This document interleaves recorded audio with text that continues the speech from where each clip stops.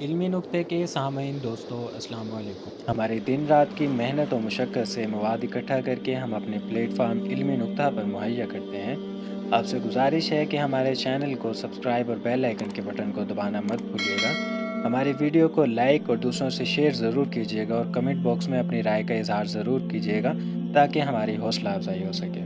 حضرت ابوبکر صدیق رضی اللہ تعالی عنہ کی وصال کے بعد حضرت عمر فاروق رضی اللہ تعالی عنہ خلیفہ منتخب ہوئے۔ ان کا دور خلافت اسلامی فتوحات کا سنہری دور تھا۔ ان کے دور میں شام، مصر، عراق اور ایران کے کئی علاقے فتح ہوئے۔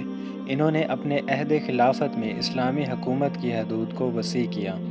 حضرت سیدنا عمر فاروق رضی اللہ تعالی عنہ نے ایسا نظام ترتیب دیا جو آج تک پوری دنیا میں رائج ہے۔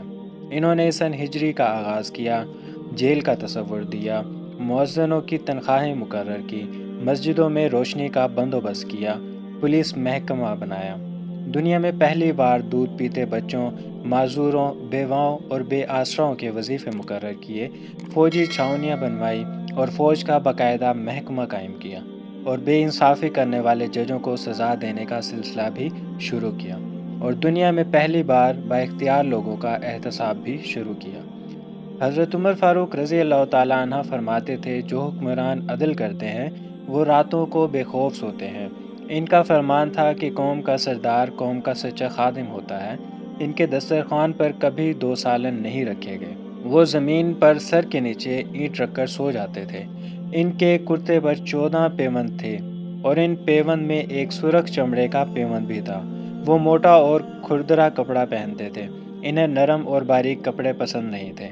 آپ رضی اللہ تعالی عنہ جب کسی کو گورنر بناتے تھے تو اسے نصیحت فرماتے تھے، کبھی ترکی کے گھوڑے پر سوار نہ ہونا، باریک لباس نہ پہننا، چھنا ہوا آٹا نہ کھانا، دربان نہ رکھنا اور کسی فریادی کے آنے پر دروازہ بند نہ کرنا۔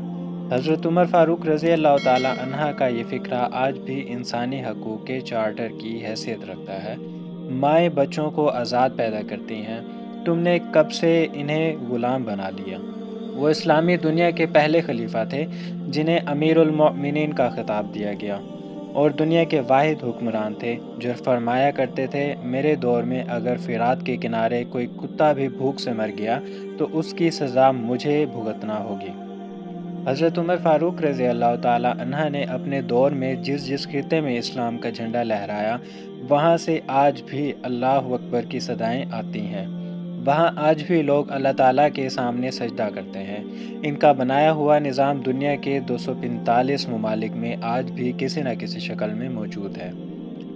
آج بھی کسی ڈاک خانے سے کوئی خط نکلتا ہے، پولیس کا کوئی سپاہی وردی پہنتا ہے، کوئی فوجی جوان 4 ماہ بعد چھٹی پر جاتا ہے، یا پھر حکومت کسی بچے، معذور، بیوہ یا بے آسرا شخص کو وظیفہ دیتی ہے تو وہ غیر ارادی طور پر حضرت عمر رضی اللہ تعالی عنہ کو عظیم ترین حکمران تسلیم کرتی ہے۔ حضرت عمر رضی اللہ تعالی عنہ کے بارے میں مشرکین بھی اعتراف کرتے ہیں کہ اسلام میں اگر ایک عمر اور ہوتا تو آج دنیا بھر میں صرف دین اسلام ہی نافذ ہوتا۔ حضرت عمر فاروق رضی اللہ تعالی عنہ 584 میں سعودی عرب کی شہر مکہ مکرمہ میں پیدا ہوئے۔ حضرت عمر فاروق رضی اللہ تعالی عنہ کے والد کا نام خطاب ابن نفل تھا۔ وہ قریش قبیلے کا سب سے طاقتور اور بااثر افراد میں سے ایک تھا۔ وہ اپنے آباء و اجداد کے مذہب کا سختی سے پیروکار تھا، جبکہ وہ جنگی حربوں کو جانتا تھا، اور اس کے علاوہ وہ ایک تاجر اور سوداگر بھی تھا۔ حضرت عمر فاروق رضی اللہ تعالی عنہ ابتدا میں اسلام کے سخت مخالف تھے اور اپنے آباء و اجداد کے مذہب کے ماننے والے تھے۔ علماء کی روایت میں حضرت عمر فاروق رضی اللہ تعالی عنہ کا ایک مشہور واقعہ ہے کہ ایک بار جب حضرت عمر فاروق رضی اللہ تعالی عنہ نے اسلام ختم کرنے کا سوچا اور نعوذ باللہ حضرت محمد صلی اللہ علیہ وآلہ وسلم کے قتل کے ارادے سے اپنے گھر سے روانہ ہو گئے، لیکن جب انہیں معلوم ہوا کہ ان کی اپنی بہن نے اسلام قبول کر لیا، اس سے پہلے وہ اپنی بہن اور اس کے شوہر سے ملنے چلے گئے تھے، کیونکہ حضرت عمر فاروق رضی اللہ تعالی عنہ نے اپنی بہن اور اس کے شوہر کے اسلام قبول کرنے کے متعدد افواہیں سن رکھی تھی۔ ان دنوں میں قریش قبیلے کے گروہوں میں تقسیم کیا جاتا تھا، اور جب حضرت عمر فاروق رضی اللہ تعالی عنہ قریش میں ہم آہنگی اور اتحاد چاہتے تھے تو وہ افواہوں کی گہرائی کی تصدیق کے لیے اپنی بہن کے گھر چلے گئے۔ جب وہ اپنی بہن کے گھر میں داخل ہوئے تو وہ کلام پاک کی تلاوت کر رہی تھی۔ سب سے پہلے تو حضرت نے اپنی بہن اور اس کے شوہر کو خوب مارا۔ کچھ دیر بعد جب اپنی بہن کو بیان کرنے کے لیے بولے کہ وہ قرآن پاک سے کیا پڑھ رہی تھی، جب انہوں نے اللہ کی کتاب قرآن پاک کی کچھ آیت تلاوت کی تو انہوں نے قریش قبیلے کے بہادر شخص کو متاثر کیا اور یوں ان کے اسلام قبول کرنے کی وجہ بنی۔ اس سے پہلے قریش نے افواہیں پھیلائیں کہ حضرت محمد صلی اللہ علیہ وآلہ وسلم یا تو شاعر ہیں یا جادوگر۔ بہن کے گھر سے حضرت عمر فاروق رضی اللہ تعالی عنہ نے نبی کریم صلی اللہ علیہ وآلہ وسلم سے ملنے چلے گئے اور انہیں یہ حقیقت معلوم ہو گئی کہ حضرت محمد صلی اللہ علیہ وآلہ وسلم نہ تو شاعر ہیں اور نہ ہی کوئی جادوگر ہیں۔ انہوں نے حضرت محمد صلی اللہ علیہ وآلہ وسلم کو اللہ تعالیٰ کا حقیقی پیغمبر پایا، لیکن حضرت عمر فاروق رضی اللہ تعالی عنہ اپنے آباء و اجداد کی روایت اور مذہب کو کبھی نہیں چھوڑنا چاہتے تھے۔ وہ کبھی بھی مذہب امور پر قریش قبیلے کو دو حصوں میں تقسیم نہیں کرنا چاہتے تھے۔ نزول وحی کے 6ویں سال حضرت عمر فاروق رضی اللہ تعالی عنہ حضرت محمد صلی اللہ علیہ وآلہ وسلم کی خدمت میں حاضر ہوئے اور اسلام قبول کیا۔ اس کے بعد مسلمانوں نے کھل کر اسلام کے پیغام کی تبلیغ شروع کر دی۔ حضرت محمد صلی اللہ علیہ وآلہ وسلم کے صحابہ دنیا کے ہر کونے میں وسیع پیمانے پر پھیل گئے۔ مسلمان مسجد الحرام میں کھلم کھلا نماز پڑھنے لگے۔ حضرت عمر فاروق رضی اللہ تعالی عنہ نے اپنے پچھلے عقائد، دولت، گھروں، خاندانوں کی اسلام کی خاطر قربانی دی۔ حضرت عمر فاروق رضی اللہ تعالی عنہ نے اسلام کے لیے مختلف جنگیں لڑیں۔ غزوہ تبوک میں انہوں نے ضرورت کے وقت امت مسلمہ کی خدمت کے لیے اپنے شراکت کے طور پر اپنے آدھے ذاتی اثاثوں کو پیش کیا۔ حضرت عبداللہ بن مسعود سے روایت ہے کہ حضرت عمر فاروق رضی اللہ تعالی عنہ کا اسلام قبول کرنا اسلام کی ایک بہت بڑی فتح تھی۔ مدینہ منورہ میں ہجرت ہماری کامیابی تھی اور اس کا دور اللہ کی رحمت تھا۔ ہم نے حرم مسجد میں اس وقت تک نماز نہیں پڑھائی جب تک حضرت عمر فاروق رضی اللہ تعالی عنہ نے اسلام قبول نہ کر لیا۔ جب انہوں نے اسلام قبول کیا تو قریش نے مجبوراً ہمیں مسجد میں نماز پڑھنے دی۔ علماء سے سنا ہے کہ نبی کریم صلی اللہ علیہ وآلہ وسلم نے فرمایا، اگر میرے بعد کوئی نبی ہوتا تو وہ عمر رضی اللہ تعالی عنہ ہوتا۔ حضور نبی کریم صلی اللہ علیہ وآلہ وسلم نے اپنے ساتھیوں کو مدینہ ہجرت کرنے کا حکم دیا۔ قریش نے اعلان کیا کہ اگر کسی نے مدینہ ہجرت کا ارادہ کیا تو اسے قتل کر دیا جائے گا۔ اس موقع پر حضرت عمر رضی اللہ تعالی عنہ نے زور سے اعلان کیا، جو بھی اپنی بیوی کو بیوہ اور اس کے بچوں کو یتیم بنانا چاہتا ہے، آ کر مجھ سے اس پہاڑ کے پیچھے ملے۔ حضرت عمر فاروق رضی اللہ تعالی عنہ اپنے چچا زاد اور بہنوئی حضرت سعید ابن زید کے ہمراہ مدینہ ہجرت کر گئے۔ حضرت عمر فاروق رضی اللہ تعالی عنہ نے ابتدا میں واقعی یہ نہیں مانا تھا کہ پیغمبر حضور اکرم صلی اللہ علیہ وآلہ وسلم وفات پا چکے ہیں۔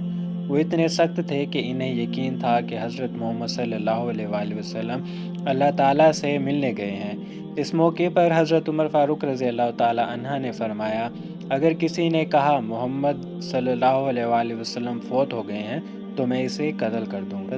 عمر فاروق رضی اللہ تعالی عنہ سے فرمایا کہ وہ حضرت محمد صلی اللہ علیہ وآلہ وسلم کی وفات کو قبول کریں۔ حضرت ابوبکر صدیق رضی اللہ تعالی عنہ نے اکثریت کی قبولیت کے ساتھ حضرت عمر فاروق رضی اللہ تعالی عنہ کو اسلام کا دوسرا خلیفہ مقرر کیا۔ حضرت عمر فاروق رضی اللہ تعالی عنہ قیادت کے سخت اور خود مختار نوعیت کی وجہ سے مدینہ منورہ کے قابل ذکر افراد میں شامل تھے۔ انہوں نے اس زمانے کی عظیم سلطنتوں کو اسلام کی حدود میں داخل کیا۔ اپنی قائدانہ صلاحیتوں کی مدد سے انہوں نے چیزوں کو ہموار اور جواز بخش بنایا۔ احتساب انصاف اور لوگوں کی بنیاد حقوق ان کے اقتدار کی بنیادی شراکت حاصل کی تھی۔ حضرت عمر فاروق رضی اللہ تعالی عنہ نے اپنے تمام عہدیداران کو عام ہدایت فرمائی کہ یاد رکھنا، میں نے آپ کو لوگوں پر کمانڈر اور ظالم مقرر نہیں کیا ہے، اس کے بجائے میں نے آپ کو بطور قائد بھیجا ہے تاکہ لوگ آپ کی مثال پر عمل کریں۔ مسلمانوں کو ان کے حقوق دو اور انہیں تکلیف نہ دو کہ وہ زیادتی کے باعث بنیں، ان کی بے جا تعریف نہ کرو، کہیں ایسا نہ ہو کہ وہ غلطیوں میں پڑ جائیں۔ اپنے دروازوں کو ان کے لیے بند نہ رکھیں، ورنہ ان میں سے زیادہ طاقتور اور کمزوروں کو نقصان پہنچائیں گے، اور ایسا سلوک نہ کرو جیسے تم ان سے برتر ہو، کیونکہ یہ ان پر ظلم ہوگا۔ حضرت عمر فاروق رضی اللہ تعالیٰ عنہ کا دور خلافت عدل و انصاف کا دور تھا۔ حضرت عمر فاروق رضی اللہ تعالیٰ عنہ نے توحید و رسالت صلی اللہ علیہ وآلہ وسلم کا جھنڈا آدھی دنیا میں لہرا دیا۔ یہودیوں نے تسلیم کیا کہ اگر حضرت عمر فاروق رضی اللہ تعالیٰ عنہ شہید نہ ہوتے، 10 سال اور خلافت میں رہتے تو ایک یہودی نہ بچتا، پوری دنیا میں صرف ایک ہی مذہب ہوتا اور وہ ہے اسلام۔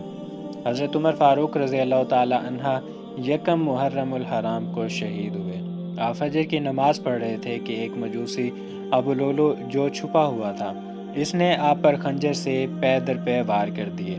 حضرت عمر فاروق رضی اللہ تعالیٰ عنہ بہت زیادہ زخمی ہو گئے تھے اور اس طرح آپ نے شہادت پائی۔ ویڈیو اچھی لگی ہے تو اسے لائک اور دوسروں سے شیئر ضرور کیجیے گا۔ جزاک اللہ خیر، حافظ۔